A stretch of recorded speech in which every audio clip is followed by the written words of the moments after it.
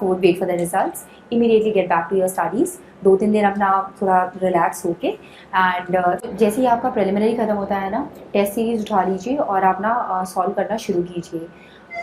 मतलब देखो, प्रिलिमिनरी तो वो स्टेज है जो आपको मेंस तक लेके जाएगा। Ultimately it is about mains, ठीक है। जो भी सारी मार धाड़ है वो मेंस में होनी है। आंसर राइटिंग की बहुत मस्त प्रैक्टिस करिए। Your time management has to be absolutely on the top of it.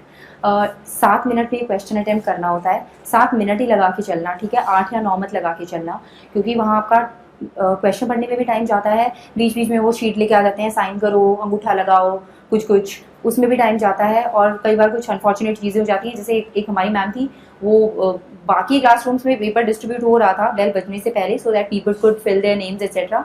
हमारे में एक मैम आई थी, वो तो पूरा वेट करके बैठी थी, जब बेल बजेगी तो वो आराम आराम से चली पेपर बांटने में उसके बाद बेल बजते भाग ली एकदम पेपर खींचने के लिए। तो ऐसी चीज़ें भी हो जाती है। You might not get time. 7 minute अपना लगा के चलो, 7 मिनट में एक अच्छा सा आंसर आपको लिखना है। Intro, body, conclusion best format रहता है, हर एक का यही ट्राई कीजिए। लेकिन let us be practical. I will tell you, कोई भी शायद ऐसा इंसान नहीं होता है जो 20 के 20 क्वेश्चंस में ये पूरा फॉर्मेट लगा पाए। तो इस तरीके से होता है जनरली कि लगभग 10-12 क्वेश्चंस आपने बहुत अच्छे अटेम्प्ट किए होंगे। Even the best of the students like Anudeep, 10-12 students 10-12 अच्छे से किए होंगे। उसके बाद 5-7 ऐसे रहे होंगे जिसमें परहैप्स इंट्रो, बॉडी, कंक्लूजन में से कुछ एक पार्ट मिस हो गया होगा। और फिर 2-3 तो आपके ऐसे रहेंगे ही रहेंगे जहाँ पे बिल्कुल क्वेश्चन पढ़ते ही आपने डिट्टो छापा होगा कि ये मुझे आता है और ये लो, ठीक है। इतना टाइम नहीं बचता है कि पूरा स्ट्रक्चर करने का। तो ऐसे मोमेंट्स आएंगे। 7 मिनट अपना टारगेट रख के चलिए। और बिल्कुल आपके माइंड में क्लियर होना चाहिए, more than giving the best answer, your focus should be on completing your paper. This strategy has work for maximum number of students, I can tell you. जो बहुत अच्छा आंसर लिखने की कोशिश करते हैं ना, उन लोगों का नहीं हो पाता है पेपर पूरा। बजाय इसके जो अपना पेपर पूरा कराते हैं ना, आपने अगर एक क्वेश्चन कंप्लीट कर दिया है, एक क्वेश्चन अटेम्प्ट कर लिया है, आपने बहुत अच्छा भी नहीं किया है ना, ऑन एन एवरेज एग्जामिनर आपको 2-3 depending on the quality 4 marks दे देगा। लेकिन अगर आपने बिल्कुल ही छोड़ दिया तो जस्ट इमेजिन, जो बहुत अच्छा भी अटेम्प्ट किया होगा ना, उसमें बहुत हाई जाने की चांसेस कम रहते हैं, ठीक है। आपने अपनी तरफ से बहुत अच्छा किया होगा, बट लेस लाइकलीहुड कि आपको एवरेज से बहुत ही ज़्यादा मार्क्स मिल जाएँ। इसके बजाय आप अपने उस टाइम को यूटिलाइज कर सकते हैं in completing a paper and trying to gain a few more marks here and there. Mains में तो I talked about time management, I talked about completing the paper is more important. Then use a lot of diagrams, ठीक है। अब diagrams का क्या मतलब है, जैसे फॉर एग्जांपल क्वेश्चन आ गया, नेशनल वाटरवेज पे आ गया, थोड़ा सा इंडिया का मैप बना के, it has to be a rough kind of thing.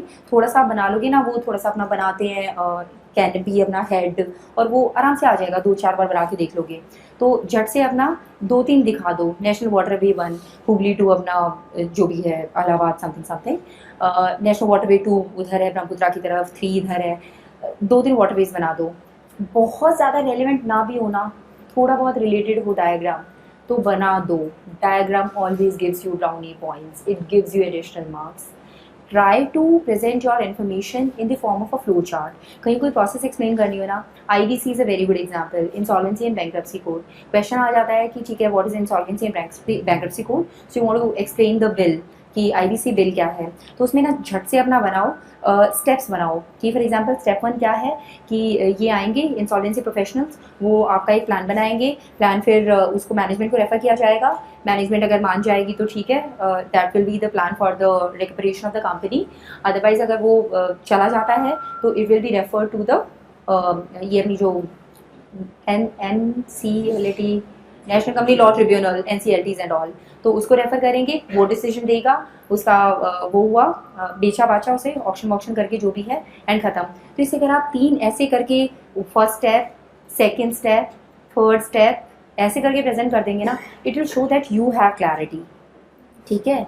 तो as much as possible try to use diagrams, flow charts, और वो जो अपना बिल्कुल बेस्ट हमेशा का मंत्रा रहता है, try to discuss various dimension, social, political, economical, technological, और इसे थोड़ा सा दिखाने के लिए। ऐसा नहीं कि आपने मेंशन कर दी हैं ये सारी इवेंट्स, लेकिन आपने उसे हाईलाइट नहीं किया है कि देखो भाई मैंने चारों 5 डायमेंशंस वो मेंशन करी हैं। सोशल, अंडरलाइन करो, पॉलिटिकल अंडरलाइन करो, अंडरलाइनिंग इज़ वेरी इंपॉर्टेंट। कहीं पे भी आपको इंपॉर्टेंट स्टेटिस्टिक कोट कर रहे हो, कमेटी का नाम कोट कर रहे हो, इंटरनेशनल बॉडी का रिपोर्ट का नाम कोट कर रहे हो, don't forget to highlight it. ठीक है, वहाँ पे let us try to understand the examiner's mind. Examiner को एक दिन में बहुत सारी कॉपीज चेक करनी होती हैं, and he is getting some few hundred bucks for every copy he checks.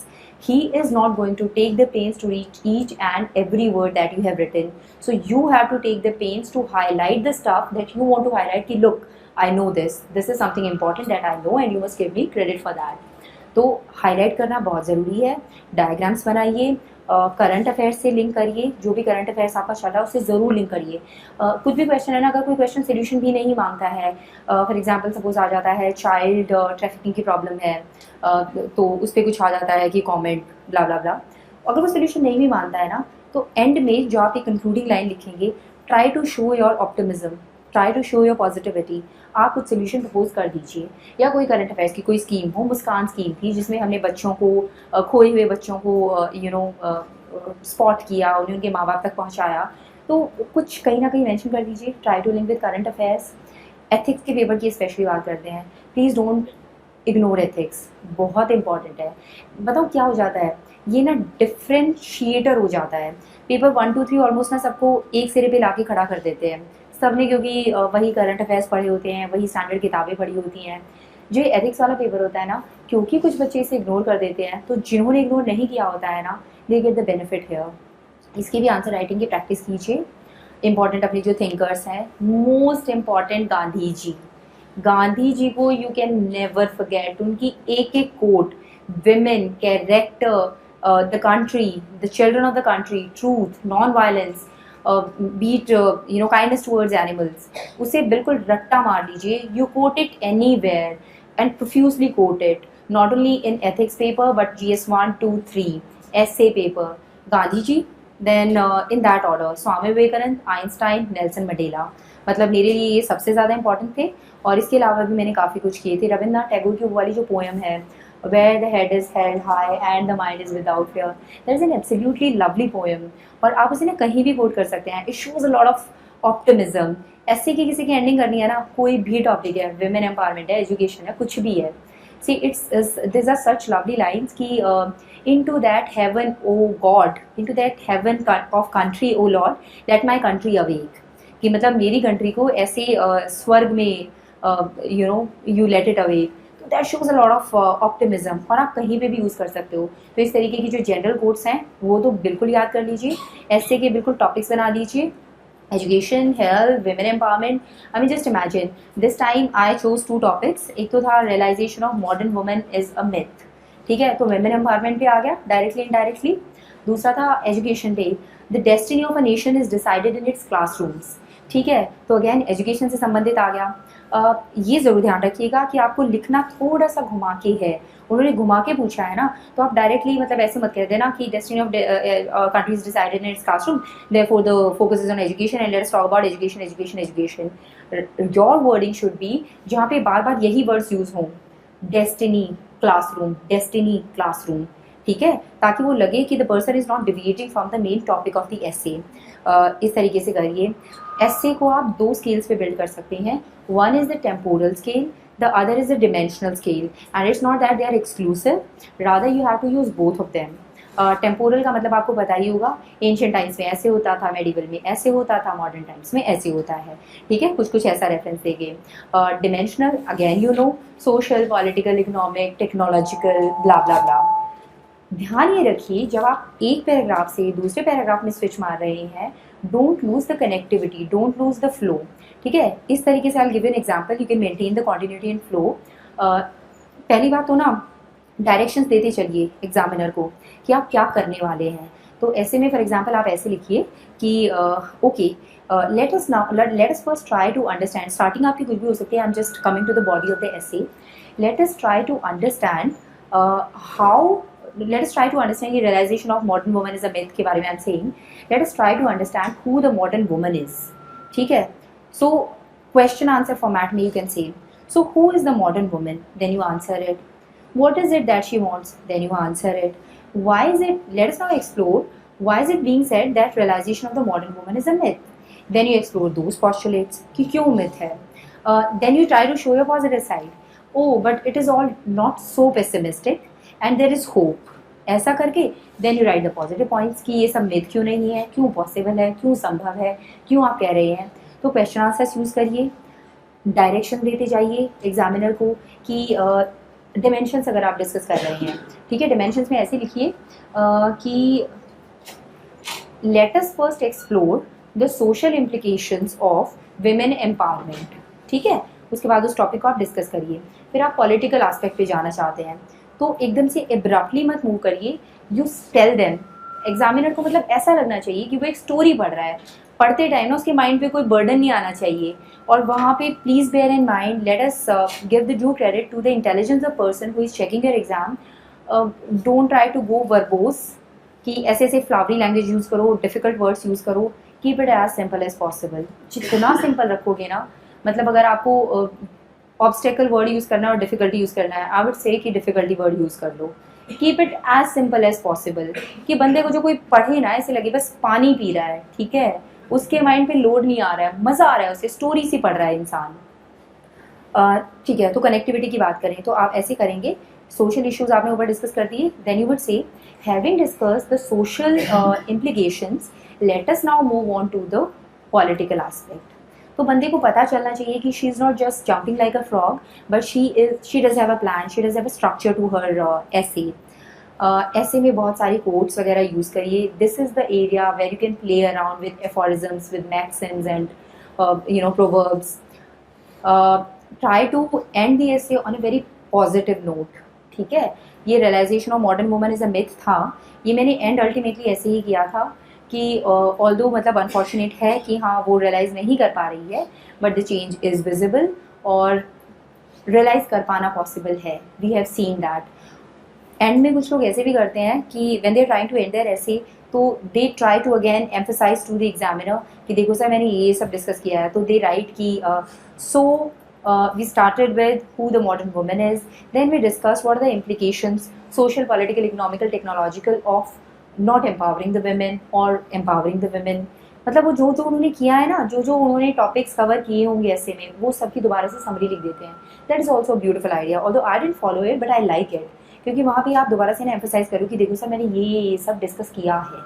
ठीक है, पॉजिटिव नोट पे एंड करिए.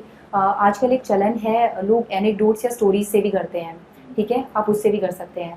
बढ़िया सी स्टोरी. मैंने एक मॉक ऐसे लिखा था, उसमें मैंने थोड़ा एनेक्डोट से स्टार्ट करने की कोशिश की थी. द ऐसे वाज अबाउट सॉफ्ट पावर, कि only soft power is not sufficient for a country, कुछ ऐसा सा टॉपिक था. मैंने उसकी स्टार्टिंग की थी. I wrote a date, year 1893, Chicago, world parliament of religions. And then I talked about so it is the day, it is the historic day on which Swami Vivekananda delivered a lecture at World Parliament of Religions in Chicago, and the whole world went berserk when he gave the speech. The clapping could not stop for like 5 minutes. कुछ ऐसा था. मैंने वो incident लिखा and then I said कि is it not the soft power that catapulted us to the position of जो Jagat Guru something कहते हैं नॉलेज में या स्पिरिचुअलिटी में, कुछ ऐसे करके मैंने स्टार्ट किया था.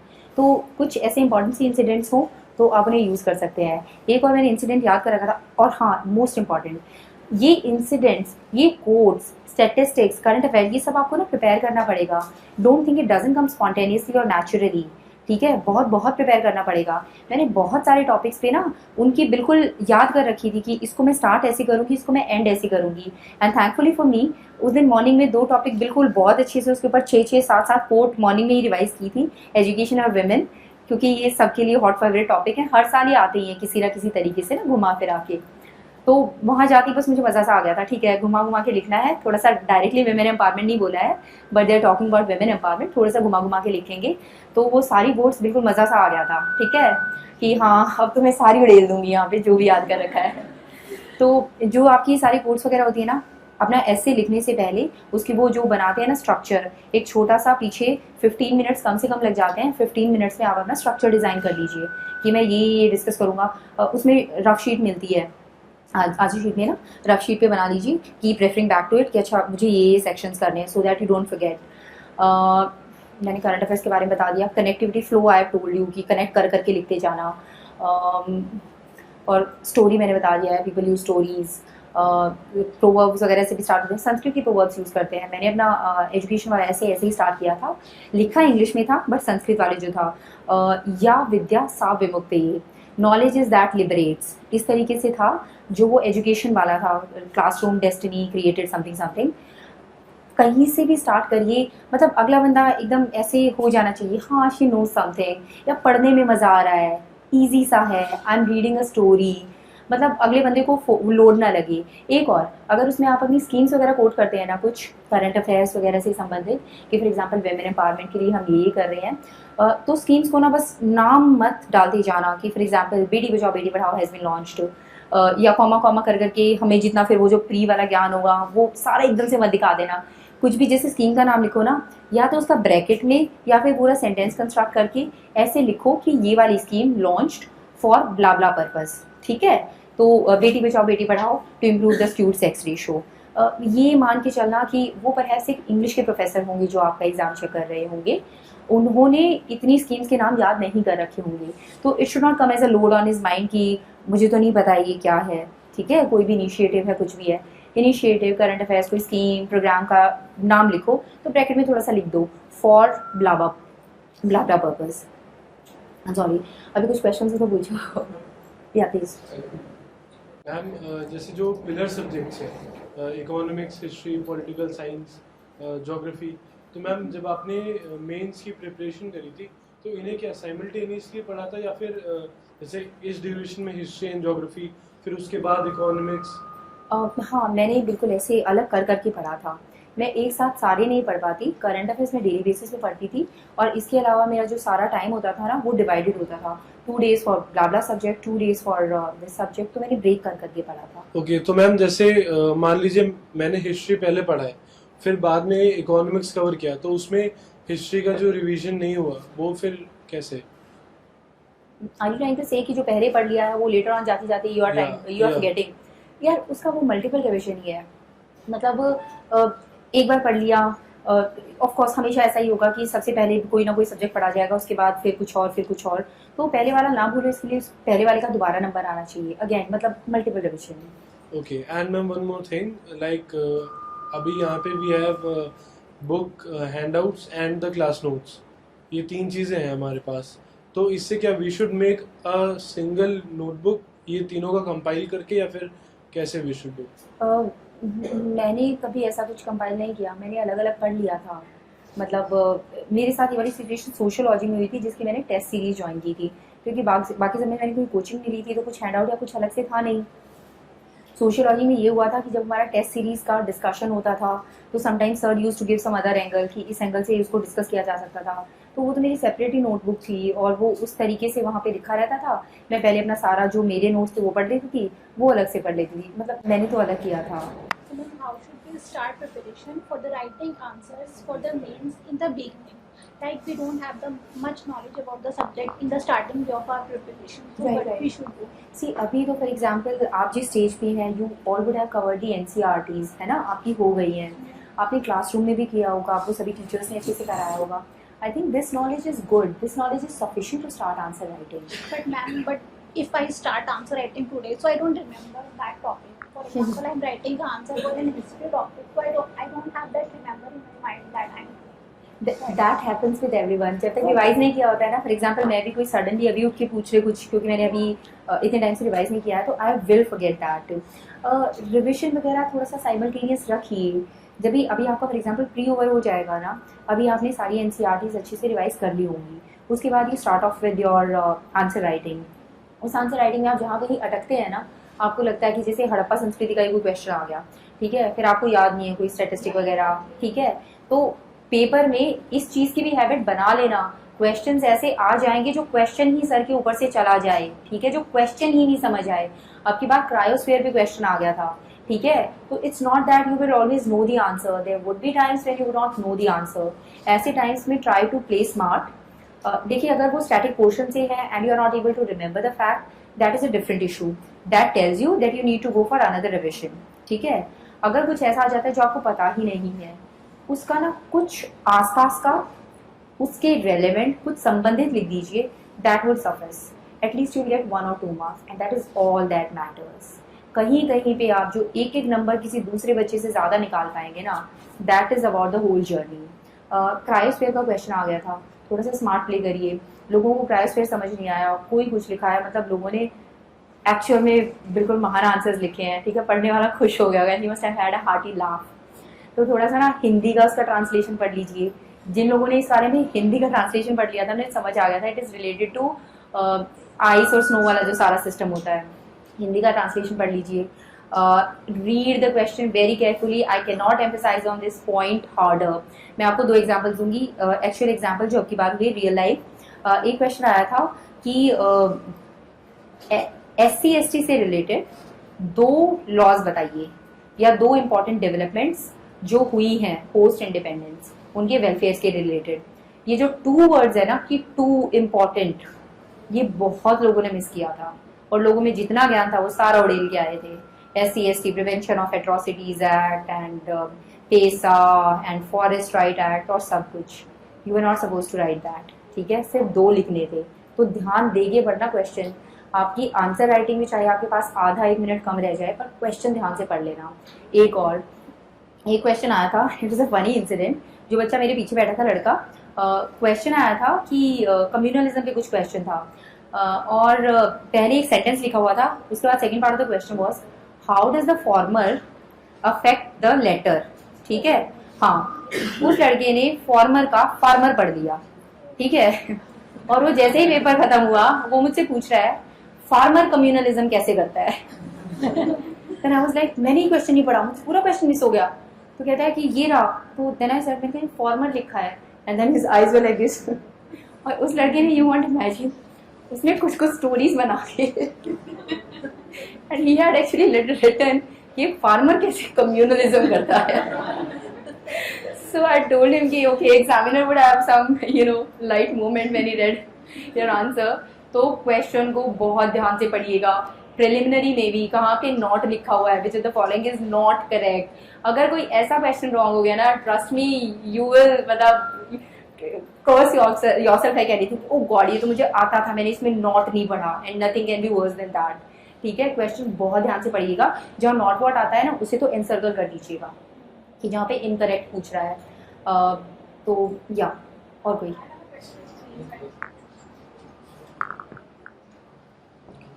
So ma'am, there are a few questions where India is put on a negative light, like where we are lagging behind in a particular sphere, and they directly ask a question on that. So how do we attempt that sort of a question where finding optimism becomes really difficult? आप उसमें ना देखिए कहीं ना कुछ positive हो रहा होता है।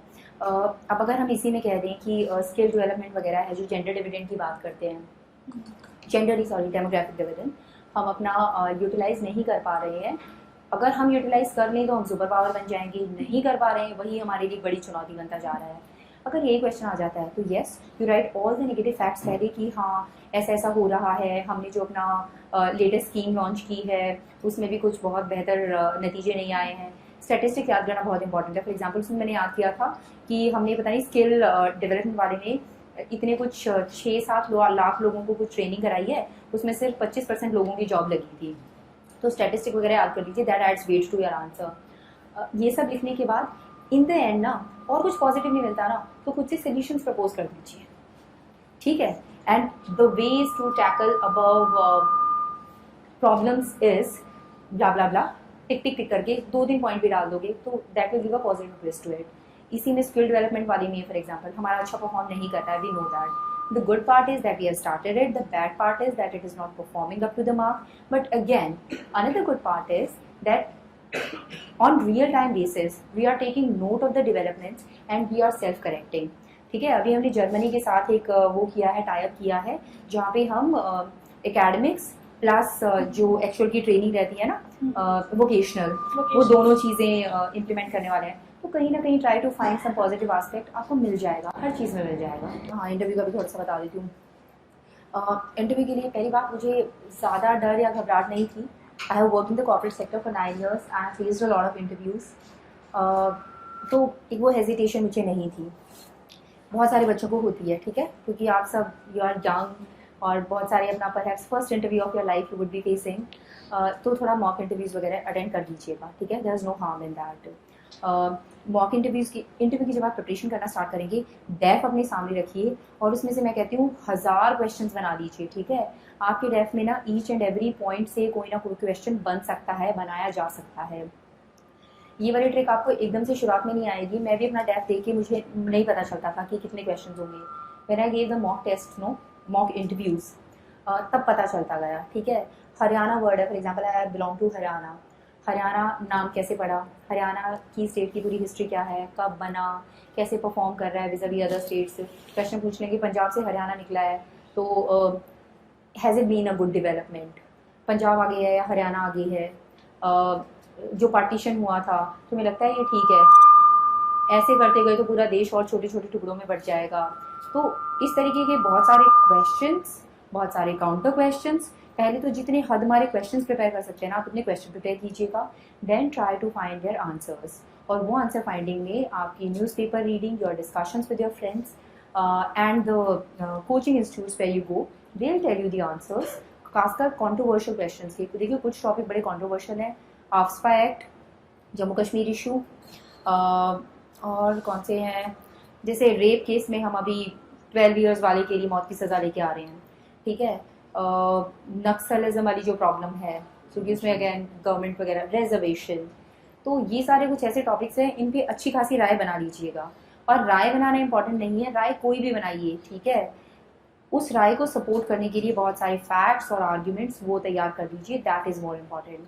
और एक और बहुत इंपॉर्टेंट बात, जब इंटरव्यू रूम में आप डिलीवरी करोगे ना, when there will be delivery of your answers, आप अंदर से उस चीज़ को महसूस करिए, ठीक है, कि आप जो बोल रहे हैं आप उसे अंदर से फील करके बोलिए, वो आपके चेहरे पे दिखता है। वही स्टेटमेंट एक मैं बोलूँ, वही स्टेटमेंट एक दूसरा बंदा बोले जो उसे अंदर से महसूस नहीं करता है, there will be conviction on my face and there will be no conviction on his face. So first of all content matters and the other is that delivery matters. जो भी चीज़ बोले, आई बिलोंग टू हम्बल सा family background, ठीक है। तो शुरुआत में मेरे लिए इंपॉर्टेंट था फाइनेंशियली स्टेबल होना, सिक्योर होना, अपनी फैमिली को फाइनेंशियली सपोर्ट करना, ये मेरी इंपॉर्टेंट नीड थी। इस नीड के साथ जब मैंने कॉर्पोरेट जॉब की शुरुआत की तो शुरुआत में बहुत खुशी मिलती थी, बहुत सेटिस्फेक्शन मिलती थी कि आज मैं अपने पैरों पे खड़ी हूँ और at the end of the month मैं पापा को पैसे भेज पाती थी। I used to feel very happy. धीरे धीरे जब वो वाली नीड सेटिस्फाई हो गई, एक फाइनेंशियल सिक्योरिटी आ गई, और लर्निंग जो होती है ना, लर्निंग भी शुरुआत की फेज में बहुत ज़्यादा होती है। जब आप बिल्कुल फ्रॉम ब्लैंक स्लेट स्टार्ट करते हो, डू नॉट नो एनीथिंग, सब कुछ नया नया लग रहा था, बहुत लर्निंग होती थी। I was learning a lot in my profile, I had a finance profile, business planning and analysis, so the whole day I used to play with numbers का मतलब it used to be an interesting profile. धीरे धीरे क्या होना शुरू हो गया था, एकदम ऐसा लगने लगा था कि पैसे के लिए ज़िंदगी जा रही है। सुबह उठो, नहा धो के ऑफिस जाओ, रात को 9 या 10 बजे वापस आती थी। आई had a very hectic schedule. बेटे के साथ भी तभी कमी टाइम मिलता था, बट एटलीस्ट वीकेंड्स पे मिल जाता था जब मैं जॉब कर रही थी। तो एक बहुत तगड़ी वाली डिससेटिस्फैक्शन आने लग गई थी। कहीं ना कहीं ये लगने लग गया था कि शायद इससे अच्छा तो गवर्नमेंट जॉब ही कर लेते, कम से कम थोड़ी शांति की होगी, यहाँ पे तो बहुत मगजमारी भी बहुत है। कहीं कहीं ये लगने लग गया था, and I didn't use to feel happy, और I didn't use to feel कि I am living a meaningful life. फिर थोड़ा सा प्रेसिपिटेटिंग सा इवेंट हो गया, वो टीना डाबी वाला रिजल्ट आया था। मेरे भाई ने वो देख दाख कि अच्छा बेटा लड़की ने टॉप किया and all, he somehow pictured me in that fame, और उसने मेरा फॉर्म भर दिया था जो 2016 वाला था, जिसने मुझे कन्विंस किया छोड़ दे जॉब, क्या रखा है। एनीवेज मुझे इतने पैसे की ज़रूरत भी नहीं थी, आई had a good paying job, पर फिर मुझे ये लगता था कि जितना एक नॉर्मल ज़िंदगी जीने के लिए चाहिए है, मैं कमाती हूँ, हस्बैंड का भी आ जाता है बिजनेस से, तो वो सफिशेंट रहेगा, थोड़ी नॉर्मल लाइफ भी जी लूँगी। तो फाइनली मामा जी ने भी बहुत कन्विंस किया, पापा ने किया, एंड देन आई डिसाइडेड कि ठीक है, that's it, I don't want to go for a corporate job again in my life. Backup option ये था कि कुछ नहीं होगा तो आई स्टार्ट टीचिंग। मेरा पढ़ाया हुआ बच्चों को जनरली बहुत अच्छा समझ आता है थ्रू आउट माई करियर नहीं, through out my life. Like I have taught students, मैं अपना स्कूल टाइम में भी, कॉलेज टाइम में भी अपने फ्रेंड्स वगैरह को सबको पढ़ाती थी। तो एक बैकअप ऑप्शन तैयार था कि मैं पढ़ाना शुरू कर दूँगी, और कहीं ना कहीं ये था कि चलो 2 अटेम्प्ट तो बचे हैं अभी, और अगर अभी नहीं तो कभी नहीं। तो वो वाली स्टेज भी आ गई थी कि अगर मैंने उस टाइम पे जॉब नहीं छोड़ी थी, then I would have to simply forget about this dream of civil services. Civil services ऐसा लगता था कि क्वाइट फुल ऑफ अपॉर्चुनिटीज़, बहुत कुछ आप कर सकते हो, बहुत मौके होंगे आपके पास समाज को बेटर करने के लिए एंड ऑल। तो इस तरीके से बहुत सारे थोड़े थोड़े से थे points which gave me motivation, and I did that. Thank you.